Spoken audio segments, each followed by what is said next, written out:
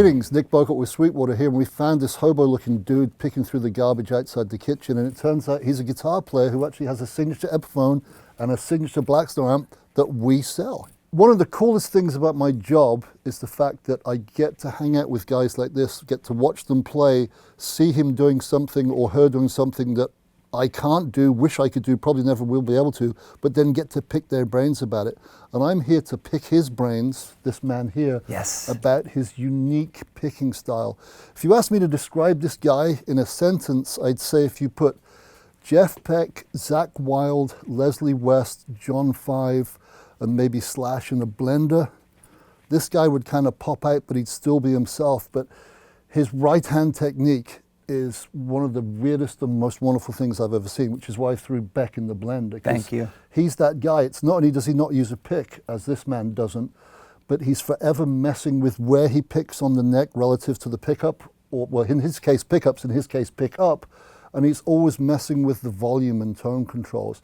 And this man is a master of this, so let's talk about your technique, my friend. And let's start with, how did you get rid of the pick? What made you decide to do that?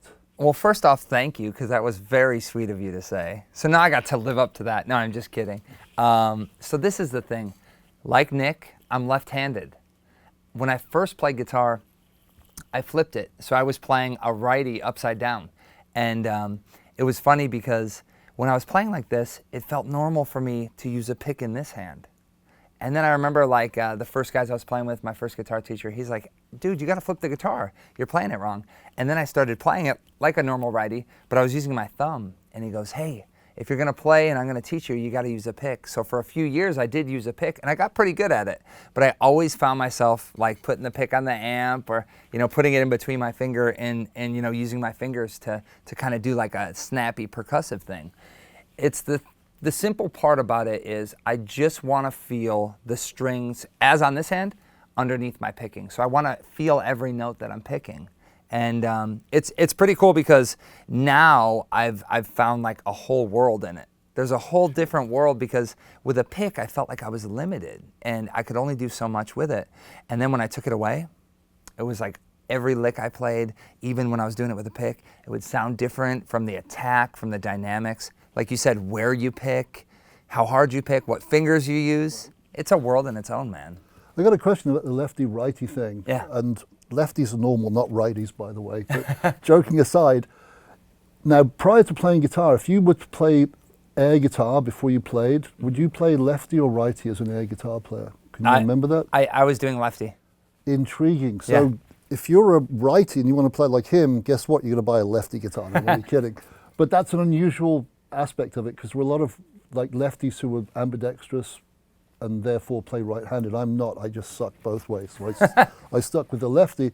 So you're actually, it's counterintuitive for a while, but now it's totally natural. Yeah, and the thing was, when I did use a pick, I remember I was trying to play more intricate, almost like chugging or like metally kind of stuff. And I remember I could never get my hand to totally get used to that feel. And it was strange because they were like, oh, I would always pick, like when I tried to go fast, I would like lock up. Yeah. And I knew that it wasn't right. And I was like, man, something is not working. And then it was like a night and day difference when I dropped the pick and I was doing my thing, doing the blues, doing the rock stuff. I was like, man, I was like totally free. I wasn't even thinking about it. It was super cool. Yeah, the cool thing about watching you play is sometimes it looks like you've got a pick because you're hitting with both the pick with your thumb and your index finger. Yeah. Almost, and you're getting pinch harmonics as a result of that, which is cool. It's really cool, and now I've gone so far down the rabbit hole with it that like I would watch like bass players and how they would play, or how they would, I was always watching different people that would play with their fingers, whether it was classical guys or even jazz guys like Wes Montgomery.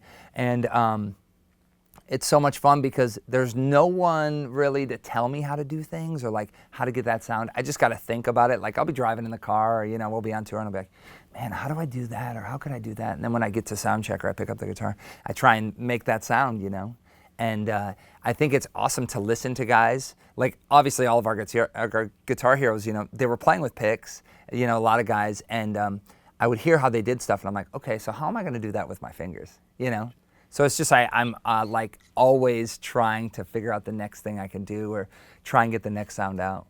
It's pretty cool. I was watching you closely, and I said sometimes it looks like you're holding a pick, but other times it's predominantly these two. Yeah. But you also used, you called it the bear claw, Yeah, the bear claw.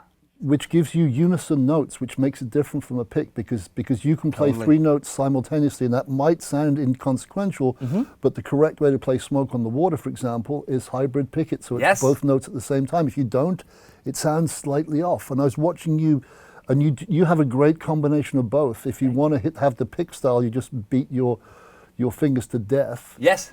And I also noticed that sometimes you're really tight with that, but other times this finger comes away almost like you're going to do a slap, like it's a bear claw with a single claw going dink. It's weird, right?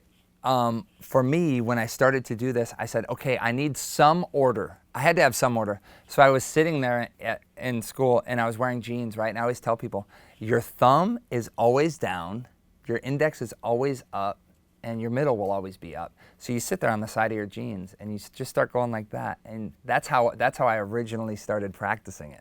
It's like a low E string on the little side of your jeans. So I would sit there and then I would try and do and I'd be in class, I'd be doing like little rudiments, like down, down, up, down, and I'd do that. And then by the time I got home to the guitar, I would sit there and I'd do that. You know what's cool about that story is that I've had the honor of interviewing some of the thrash metal titans, and they got their down picking and alternate picking strength by doing the same thing. Yeah. But they'd get caught because the pick makes a noise against the theme. Yeah, they'd be like, what are you doing? Stop. Whereas you're totally silent. I'm just over here. I'll find stuff like, where was I the other day? I was at the airport and there's like the little guardrail. I caught myself on the side of the thing. You know what I mean? It's crazy, but it's real. But can I play a little bit and show I was a few going to say, things? if you could just the other thing I wanted to point out that fascinated me is your thumb. When you're doing some stuff, your thumb is you're using this finger or this finger to pick, and this is an amazing muting device. Yeah. So you're killing what Paul Gilbert calls the enemies, the strings you're not playing with the high gain you're using and the aggression. Yep. And the cool thing is, it looks like just like rampant aggression, but it's actually very controlled chaos when you're playing because you're in control. Yeah, that's the one thing about my playing. The things I've always like taken to heart is bending, vibrato, and control. Right. If I'm not playing something, it's muted somewhere. It has to be. It's muted somewhere. And the best part about not playing with a pick, right, is if I'm like, I'm not here kind of dialed in with the pick, my whole hand is lying on it. It's like, if I'm not muting back here on this hand, if I'm up here, I have my whole thumb, I have the back of my palm. Everything is always being muted. And it's so right, because that was one of the things I always was harping on, was the control. I didn't want it, if it sounded dirty or if my stuff sounds dirty, I want it to, or to have that weird unison bending stuff. So the control is so big for me. And players that are out there, the things that I always stress, get your bending, your vibrato, your control, your dynamics on point. And then once you have that, it's like a gas pedal, It's like you're not afraid if you hit it too hard, if all of a sudden it's going to crash, You know where to push it, you know when to pull it back. It's cool. So what I'm going to do is, you don't hear me gab anymore anyway. No one does, especially my family. So what I'd love for you to do as well is, part of your right-hand control is the fact that you have deft control of the volume and tone controls, and you're forever messing with them. And you earlier described it as a poor man's wah-wah when you're doing the tone control. Yeah. So if you could just play us out by doing what you do so well, which is using that hand in conjunction with that hand, muting, picking, attacking, brutalizing the guitar, but with control and using the volume and totally. tone I'll controls. do That'd it. be great. I'll do some stuff fast like I normally would, and then I'll try so some people can see it, a little slower to break it down just a hair. Check it out. Here it goes. So ladies and gentlemen, I'm going to sign off. I'm going to hand over to this man, and by the way, for doing this, we'll feed you. You don't have to go through the garbage. So thank you, my friend. Appreciate it. Here we go.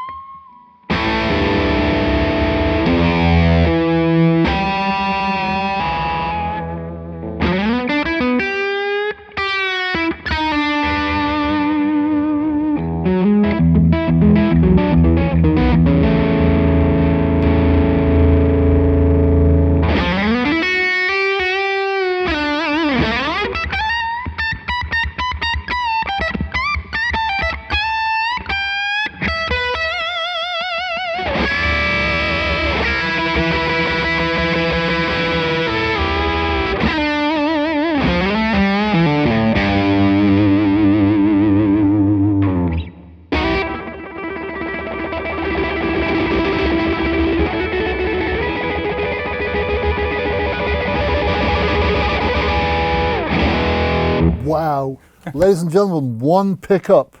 Head, hands, heart, I hate you. Thanks for coming. Thank you, brother.